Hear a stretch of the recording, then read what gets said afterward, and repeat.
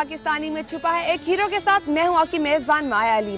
Friends, आज इस hero से मिलने के लिए हम लोग यहाँ पे आए हैं। उनकी इतनी बड़ी सक्सेस स्टोरी है कि हम उनसे मिलने के लिए बहुत ज़्यादा एक्साइटेड थे। And I am sure friends कि जब आप उनकी सक्सेस स्टोरी को सुनेंगे तो आपको भी बहुत ज़्यादा खुशी होगी। उनको 3 साल की उम्र में एक ऐसी जिस्मानी बीमारी हो गई थी कि वो पैरालाइज हो गए थे और 3 साल की उम्र से लेकर अब तक वो उस बीमारी से लड़ रहे हैं। और ना कि उन्होंने इस बीमारी को रिकवर किया, बल्कि आज वो उस जगह पर मौजूद हैं कि जहाँ पे होना किसी का भी ख्वाब हो सकता है। बाकी बात उनके पास जाके करते हैं।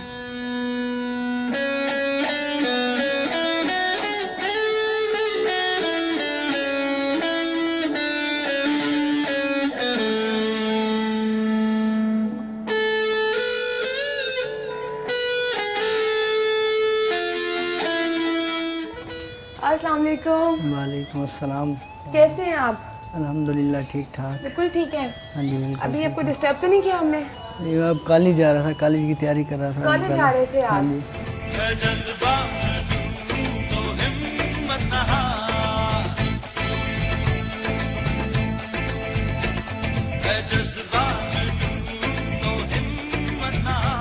अच्छा, अब मुझे ये बताओ कि आप माशाल्लाह इतने अब आप हौसले वाले हैं, इतनी हिम्मत वाले हैं, लेकिन 3 साल की उम्र में क्या हुआ था? मैं जब 3 साल का था तो मुझे जिस तरह फालिज हो जाता है वैसे हो गया था। मेरा पूरा जिस्म ऐसे हो गया था, दोनों बाजू ऐसे हो गए थे, दोनों टांगे ऐसे हो गई थी, मेरा जिस्म पूरा ऐसे हो गया था। सिर्फ मैं लेटअप पड़े रह सकता था, मैं कोई एक्टिविटी कुछ भी नहीं कर सकता था। और मेरे वालिदैन मुझे ज़बरदस्ती कुछ खिलाते पिलाते थे, मैं खुद कुछ नहीं खा सकता था। उसके बाद फिर मेरा इलाज कराया गया, तो इलाज के दौरान ही जब मेरा इलाज कराया गया, इलाज के दौरान ही मुझे ना पढ़ने का काफ़ी शौक़ हुआ। जिस तरह मैं गलियों में बैठे हुए दूसरे बच्चों को देखता था कि वो पढ़ने के लिए जा रहे हैं स्कूल, तो उन्हें देख कर मुझे भी बहुत एक हसरत थी दिल में कि क्या मैं भी पढ़ पाऊँगा। तो मैंने कोशिश की, मैंने अपने घर वालों को कहा, तो मेरी अम्मी ने और मेरे भाई ने, ख़ुसूसन उनका मैं नाम ज़रूर लेना चाहूँगा, नासिर सदीकी ने, उन्होंने मेरा बहुत साथ दिया। तो उन्होंने कहा कि हम आपको पढ़ाएंगे इंशाअल्लाह। तो उसके बाद हमारे घर के साथ ही एक छोटा सा स्कूल हुआ करता था, मैं वहीं पर रींग के जाया करता था। गर्मियों की तेज़ धूप में उस वक्त मैं, क्योंकि चल तो सकता नहीं था, मैं रींग के जाया करता था। मेरे हाथ जल जाते थे, मेरे हाथों में अभी भी वो निशान मौजूद हैं। तो उसके बाद मैंने जब वहाँ से, जब उन्होंने देखा कि मेरे घर वालों ने भी देखा कि ये पढ़ने वाला है, माशाल्लाह टैलेंटेड है, तो उन्होंने मुझे एक प्राइवेट स्कूल में दाखिल करा दिया। जब उस वक्त मैं छोटा था, उस वक्त तो मेरे बहन भाई भी इतने बड़े नहीं थे, लेकिन वो उसके साथ यानी मुझे काफ़ी सपोर्ट करते थे, बातों से ही काफ़ी मेरा हौसला बढ़ाते थे कि इंशाल्लाह तुम भी पढ़ोगे और इंशाल्लाह तुम एक दिन बड़े आदमी बनोगे। तो उस वक्त काफ़ी उन्होंने मुझे सपोर्ट किया, मेरी पूरी फैमिली ने मुझे बहुत सपोर्ट किया। लेकिन आपको पता है, जैसे कोई इस तरह का डिसेबल लड़का जब बाहर निकलता है तो पता लगता है कि माशरे के लोगों की आंखें क्या कह रही है उसके बारे में, उनके तासुरात क्या हैं इसके बारे में। उस वक्त मुझे फीलिंग्स होती थी कि अल्लाह ताला ने मुझे इस तरह क्यों बनाया, मुझे भी सही बनाता, चलता दौड़ता। लेकिन आज मैं इस बात को जान गया हूँ कि अगर अल्लाह ताला ने मुझे डिसेबल रखा है, लेकिन उसने मेरी मेंटली सलाहियत इतने ज़्यादा कर दी है कि मैं इस मकाम तक पहुँचा हूँ। अच्छा, कहाँ पे थे आप? लाहौर में थे या लाहौर से बाहर? नहीं, मैं बेसिकली मेरा ताल्लुक मुल्तान की एक तहसील है शुजाबाद, वहीं से मेरा ताल्लुक है और मैंने वहीं से यानी 8वीं जमात तक तालीम हासिल की। प्राइवेट स्कूल था, उसी इदारे से। हमारे पास फ़ीस पे करने के लिए उस वक्त पैसे नहीं होते थे, क्योंकि हमारे माली हालात उस वक्त बहुत ख़राब थे। मेरी वालदा सिलाई कढ़ाई का काम करती थी, तो वो इस तरह जो पैसे उनके पास आते थे तो उसके ज़रिए वो मेरी फ़ीस पे करती थी। वालिद साहब साइकिलों का काम करते थे और वो काफ़ी बीमार रहते थे। उस वक्त तो मेरा पूरा जिस्म ऐसे हो गया था। उस वक्त यानी हमने इलाज करवाया डॉक्टर से, मेरे दोनों बाजू ठीक हो गए, मेरी गर्दन भी ठीक हो गई।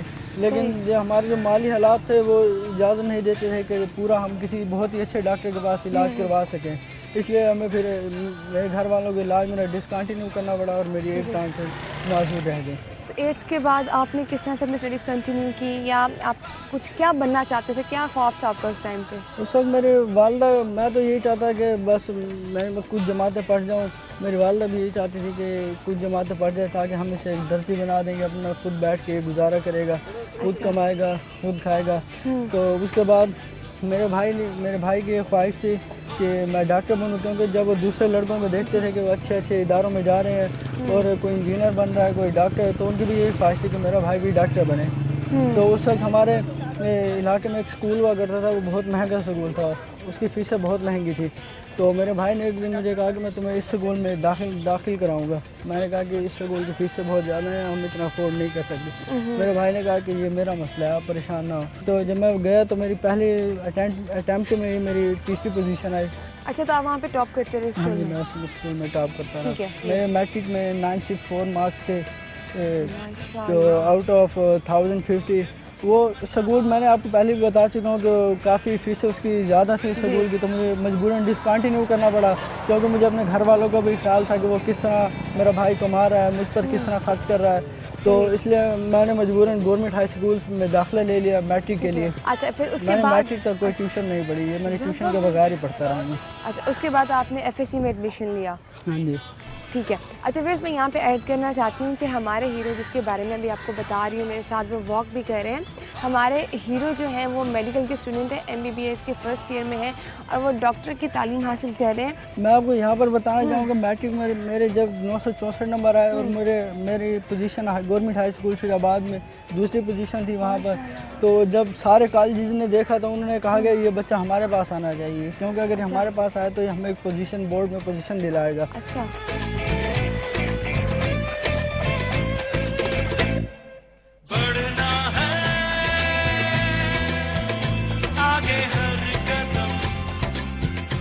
तो मेरे एफएससी में 978 मार्क्स थे आउट ऑफ 1100। तो मेरी अपनी क्लास में उस वक्त चौथी पोजीशन थी। तो उसके बाद मैंने एंट्री टेस्ट दिया।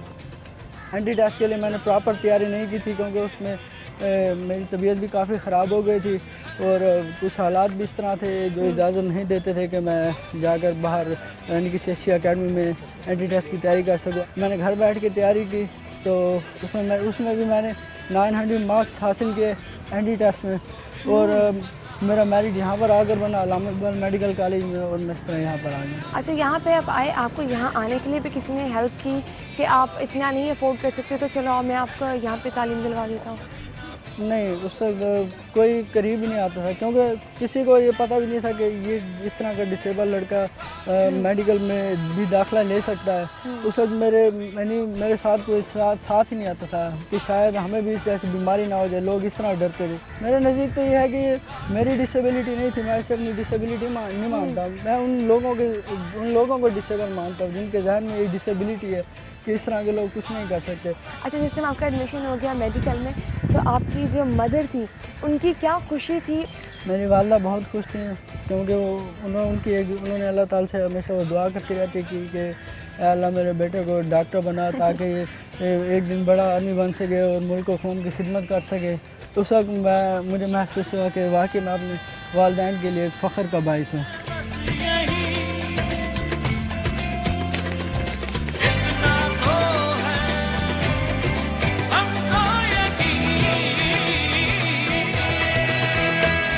मैंने मैट्रिक में भी टॉप करता आया, 8वीं जमात तक भी टॉप करता आया और एफएससी तक भी मैंने टॉप किया, जिस बिना पर मुझे अवार्ड भी काफ़ी मिल चुके हैं, ट्रॉफीज़ भी काफ़ी मिल चुके हैं। हमारे शुजाबाद में हर साल एक तकरीब मुनक्किद होती है जिसमें हर स्कूल के और हर कॉलेज के ज़हीन तलबा को बुलाया जाता है। अब तक ये 3 तकरीब मुनक्किद हो चुके हैं और मुझे 3 साल में और मुझे हर साल बुलाया गया। एक दफ़ा मुझे मैट्रिक की बेस पर बुलाया गया था, मुझे अवार्ड दिया गया, और दूसरी दफ़ा मुझे एफएससी की बेस पर बुलाया गया, मुझे तब भी अवार्ड दिया गया। अब मुझे MBBS में एडमिशन की, तो जब एडमिशन हुआ तो उसमें बुलाया गया, फिर मुझे अवार्ड दिया गया और बाकायदा मुझे वहाँ पर शाहीन कहा गया कि आप वाकई शाहीन हो।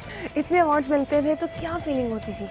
उस वक्त फीलिंग तो बहुत खुश होता था कि आज मेरी वालदा को मुझ पर फ़ख्र होगा कि उनके बेटे ने कुछ करके दिखाया है।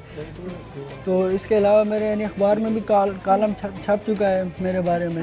यूनुस, अब जब डॉक्टर बन जाओगे तो क्या मतलब आगे करने का इरादा है? MBBS करने के बाद मेरा इरादा है कि मैं FCBS करूँ, मैं फ़ॉरेन की किसी कंट्री से करूँगा, USA या इंग्लैंड वगैरह से करूँगा। उसके बाद दोबारा आकर अपने मुल्क में लोगों की खिदमत करूँगा।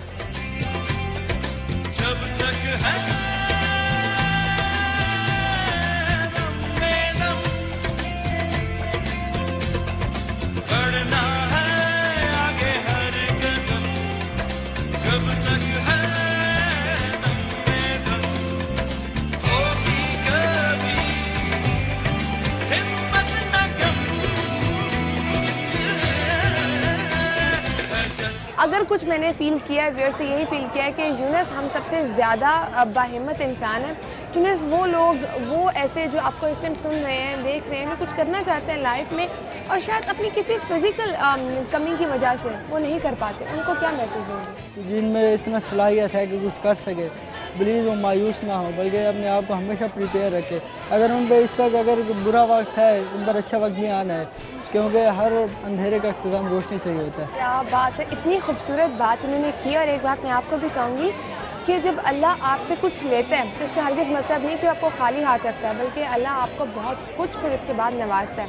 इसके बाद हम लोग चलेंगे अभी यूनुस के प्रिंसिपल के पास, उनसे जाके यूनुस के बारे में कुछ बातें करेंगे। तो आइए मेरे साथ।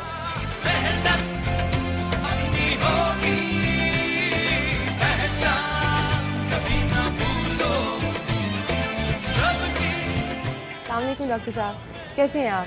ठीक ठाक। डॉक्टर साहब मुझे ये बताएं कि हम आपके इंस्टीट्यूट से तीसरे हीरो से मिल रहे हैं, तो ऐसे हीरोज़ को आप खुद लेके आते हैं ये चल के आपके पास आते हैं? देखें, ये अल्लामा इकबाल मेडिकल कॉलेज है, ये नाम ही अल्लामा इकबाल के है।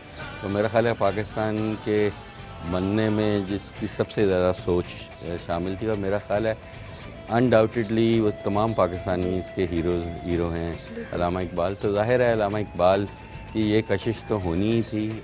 ये रोल मॉडल्स हैं हमारे तमाम स्टूडेंट्स के लिए, क्योंकि ज़ाहिर है ये माजूर हैं, हैंडीकैप्ड हैं, लेकिन ये उनसे बढ़ चढ़ के सिर्फ करिकुलर एक्टिविटीज़ में या स्टडीज़ में ही नहीं हिस्सा लेते, बल्कि एक्स्ट्रा करिकुलर में भी अल्हम्दुलिल्लाह हमें हमेशा इन पे फ़ख्र है और हमेशा रहेगा। इस तरह के स्टूडेंट्स को किस तरह से करेज करते हैं आप? हमें हैंडीकैप को एक हैंडीकैप नहीं समझना चाहिए, हमें उन्हें बल्कि एक नॉर्मल से भी बेहतर समझना चाहिए। मेरे ये ख्याल में कि अल्लाह ताला ने जब भी किसी को डिसेबिलिटी कहीं भी दी है ना, उसको बहुत हद तक कंपनसेट किया है कि इनकी बाकी सेंसेस उतनी ही हम लोगों से सबसे बेहतर होती हैं।